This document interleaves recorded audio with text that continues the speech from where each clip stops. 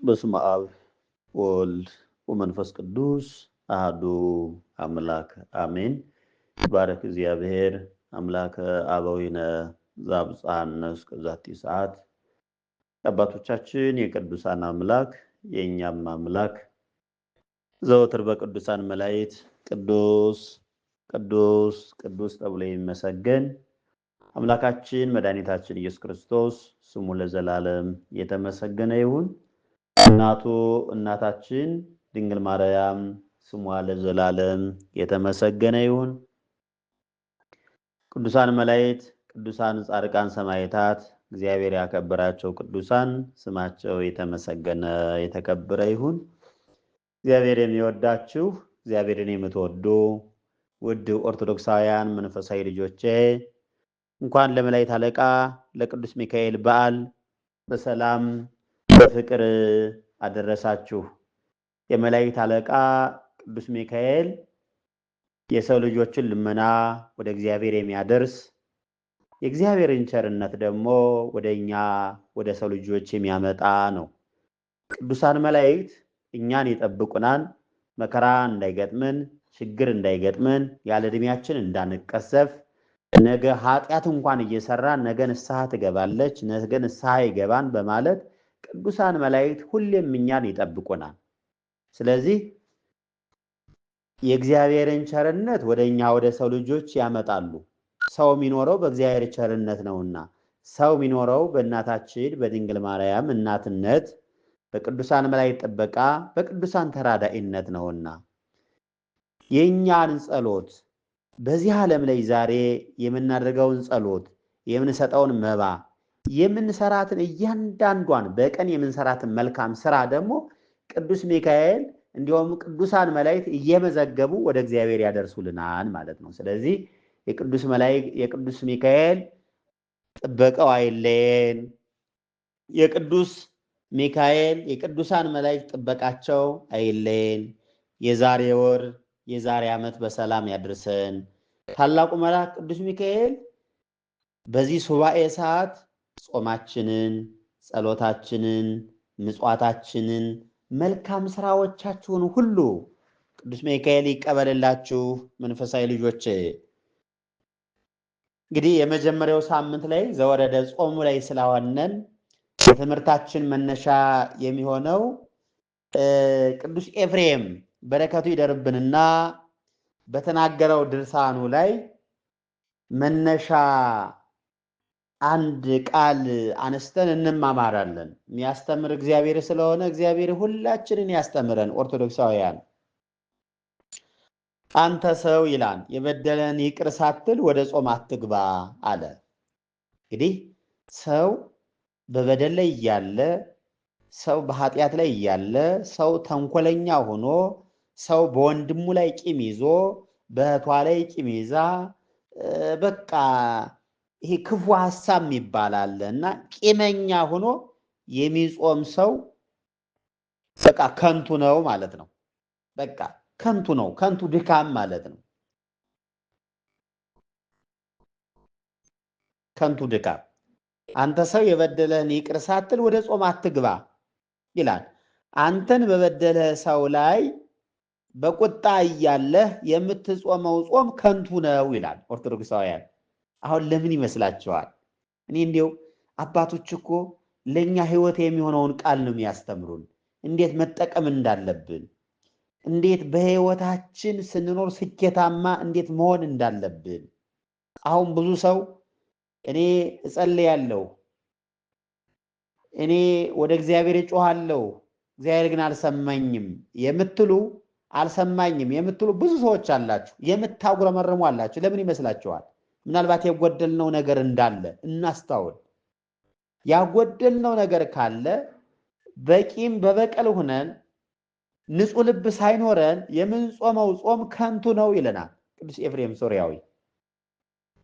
ስለዚህ ለዚህ እኮ ነው ዛሬ ቤተክርስቲያን ትጸለያለች፣ ቅዳሴው ይቀደሳል፣ ማሕሌቱ ይቆማል። ግን ሰላም ያጣችው እቺ ቅድስት ሀገር ኢትዮጵያ ለምን ይመስላችኋል? ፍቅር የለንም፣ አንተዛዘንም፣ ውሸታሞች ነን፣ አስመሳይ ነን። ትክክለኛ ክርስቲያን እኮ አሁን በእውነት በጣም ተፈልጎ ነው የሚገኘው። ትክክለኛ አባት እኮ ተፈልጎ ነው የሚገኘው። ለልጆቹ የሚቆም በጎችን የበጎች እረኛ፣ ስለ በጎች የሚጨነቅ ስለ ኦርቶዶክሳውያን ስለ ክርስቲያኖች የሚጨነቅ አባት ዛሬ ያጠናል። ትክክለኛ ክርስቲያን ማለት ምንድነው አባታችን ካላችሁ፣ ይህ ሁሉ ኃጢአት ይህ ሁሉ በደል የመጣው በእኔ ኃጢአት ነው፣ እኔ ጥፋተኛ ነኝ፣ እኔ በደለኛ ነኝ፣ ይቅር በለኝ። መነሻችን ይህ ነው መሆን ያለበት። ኦርቶዶክሳውያን እንዲህ ካለን እግዚአብሔር እኮ ይሰማናል። እሱ እኮ በጥልቅ ፍቅሩ እኮ ነው የወደደን፣ እስከ መቃብር እኮ ነው የወደደን ኦርቶዶክሳውያን። እና ዛሬ አስመሳዩ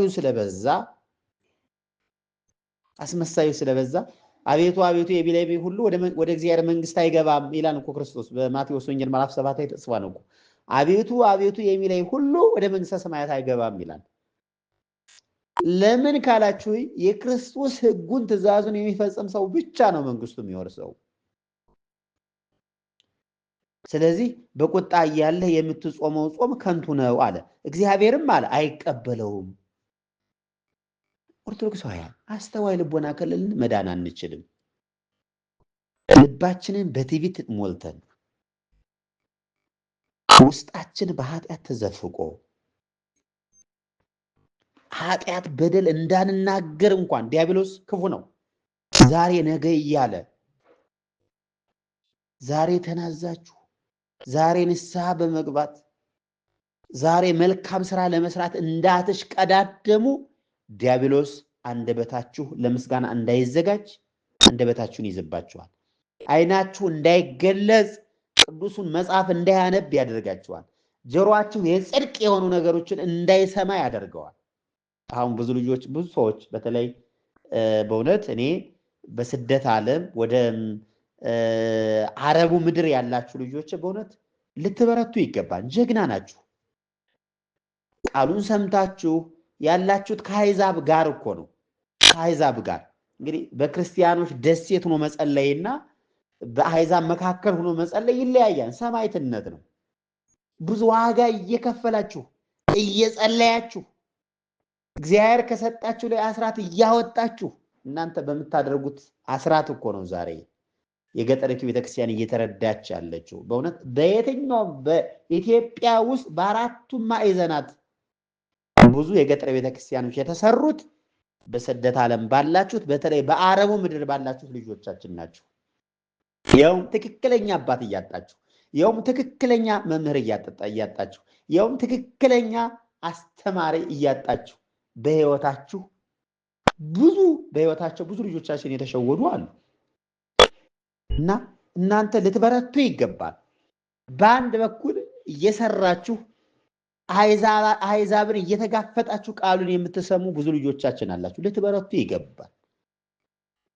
በስደት ዓለም ሆናችሁ ያፈራችሁትን መንፈሳዊ ህይወት ኢትዮጵያ ውስጥ መጣችሁ ልታጡት አይገባም። አሁን ትልቁ ስህተት እሱ ላይ ነው።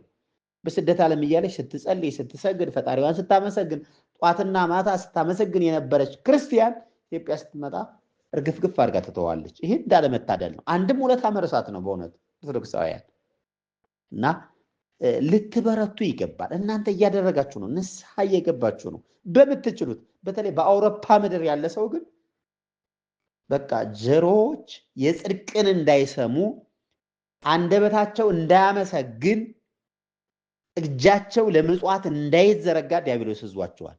እንዳይበሩ በበሽታ ተይዘዋል። እንዳይመጸውቱ ሰይጣን ይዟቸዋል። በቃ መቀዝበዝበዝ ህይወታቸው ሁሉ ቀዝባዛ ነው። ኦርቶዶክሳውያን ምን ያደርጋል እንደዚህ? አንተ ለቤተ ክርስቲያን የእግዚአብሔር የሆነውን እግዚአብሔር ከሰጠ ላይ ስጥ እያል ነው። የማይሰጥ አንድ ሰው ለኃጢአት ሲሉት በሚሊዮንም ያጠፋል። ከአንድ ሀገር ወደ አንድ ሀገር ተዝናንቼ ልምጣ ብሎ ኃጢአት ለመስራት እንግዲህ ልብ በሉ፣ ኃጢአት ለመስራት በሚሊዮን ያጠፋል ኦርቶዶክሳውያን። ስለዚህ በየትኛውም ዓለም ላይ ያላችሁ አሁን አንዱ በአንዱ ላይ ኃጢአት መቀሰር እጁን መቀሰር ሳይሆን ጌታ ሆይ ይቅር በለኝ፣ ጌታ ሆይ ይቅር በለን፣ እኔ ባጠፋሁት ነው፣ እኛ ባጠፋነው ነው፣ እኛ በበደልነው በደል ይህ ሁሉ መከራ መጥቷልና እባክህ አንተ በቸርነትህ ይቅር በለን፣ እባክህ አንተ በቸርነትህ በዚህ ጾም ሰዓት በዚህ ሱባኤ ሰዓት እባክህ የቸርነትህን ስራ ስራልን፣ ሀገራችንን ሰላም አድርግልን፣ በዓለም ውስጥ ያሉ ሰዎች ሰላም ያጡትን ሁሉ እባክህ ሰላም ስጥልን ብሎ አንድ ሰው ሲጸልይ ነው ውጤታማ የሚሆነው። ኦርቶዶክሳውያን እንዲሁ ስጠኝ አድርግልኝ ብቻም አይደለም፣ የሚቀድመው ሰላም አድርግልን፣ ተስፋ ያጡትን መንፈሳዊ እህቶችን መንፈሳዊ ወንድሞችን እነሱን ጠብቅልኝ ካለ በኋላ ነው እሱ በኋላ ለራስ የሚጸለዩ። ቅድሚያ ለሀገር ነው የሚጸለይ፣ ለመንፈሳዊ ወንድም ነው የሚጸለይ። አባቶች ይህንን ያስተማሩን። እንዲያ ሁነን በማዘን በመተዛዘን በፍቅር ሁነን የምንጾመው ጾም ውጤት ያመጣል ማለት ነው። የምንጸልየው ጸሎት ውጤት ያመጣል ማለት ነው። የምንመጸውተው ምጽዋት ውጤት ያመጣል ማለት ነው። መንፈሳዊ ልጆች እንጂ በቁጣ እያለህ የምትጾመው ጾም ከንቱ ነው አለ፣ እግዚአብሔርም አይቀበለውም አለ። ጾምህን አለ በፍቅርና እርሱን ተስፋ በማድረግ በእምነት ካላደረግከው አንተን ፈጽሞ ሊረዳህ አይችልም አለ። ልብ በሉ፣ ጾምህን አለ በፍቅርና እርሱን ተስፋ በማድረግ ማንን? እግዚአብሔርን በእምነት ካላደረግከው አንተን ፈጽሞ ሊረዳህ አይችልም ይለናል። በጠብ ሆኖና በውስጡ ጠላትነትን አንግሶ የሚጾም ጿሚ እግዚአብሔርን ይጠላዋል፣ ከመዳንም ፈጽሞ የራቀ ነው ይለናል። ኦርቶዶክሳውያን እንዴት አድርገን እንጹምሽ? ምንድን ነው አሁን አቋቋማችን እኮ ነው። አሁን አንድ ሰው እስከ 9 ሰዓት ብቻ መቆየት አይደለም። ይሄ አይደለም ትርጉሙ። አንደበታችን ለምስጋና ማዘጋጀት፣ በአንደበታችን ክፉ ነገር እንዳይወጣ ጌታ ሆይ እያለን ኃጢአታችንን በደላችን እያሰብንን መጸለይ፣ በጾም ሰዓት እጆቻችን ለምጽዋት እንዲዘረጉ ማድረግ፣ በጾም ሰዓት ጆሮአችን መልካም ነገር እንዲሰሙ ማድረግ። አይ ጾም ማለት ይሄ ነው ኦርቶዶክሳውያን።